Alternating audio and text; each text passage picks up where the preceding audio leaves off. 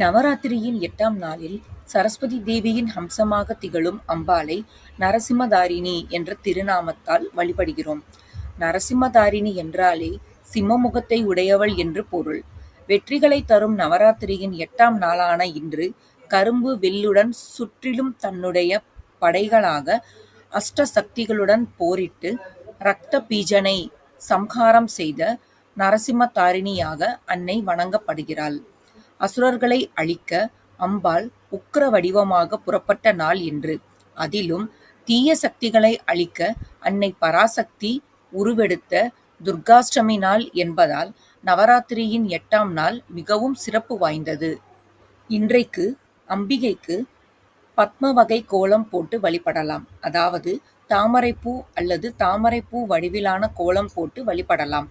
மலர்களில் சம்மங்கி, வெண்தாமரை, ரோஜா ஆகிய பூக்களைக் கொண்டும், இலை வகையில் மருதாணி இலை கொண்டும் அம்பாளை அர்ச்சனை செய்யலாம். நெய்வேத்தியமாக பால் சாதம், தேங்காய் சாதம், புளியோதரை ஆகியனவும் பழ வகையில் திராட்சையும் படைத்து வழிபட வேண்டும். தானிய வகைகளில் மொச்சை பயிறு சுண்டல் வைத்து வழிபடலாம்.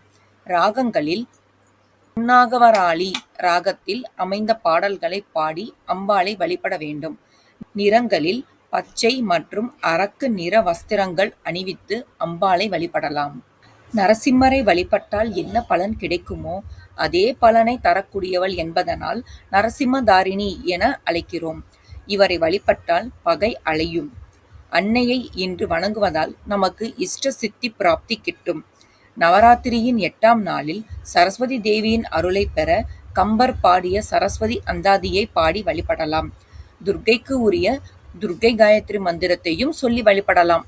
இது போன்ற ஆன்மீக தகவல்கள் மேலும் அறிய சேனலை லைக் பண்ணுங்க, ஷேர் பண்ணுங்க, சப்ஸ்கிரைப் பண்ணுங்க.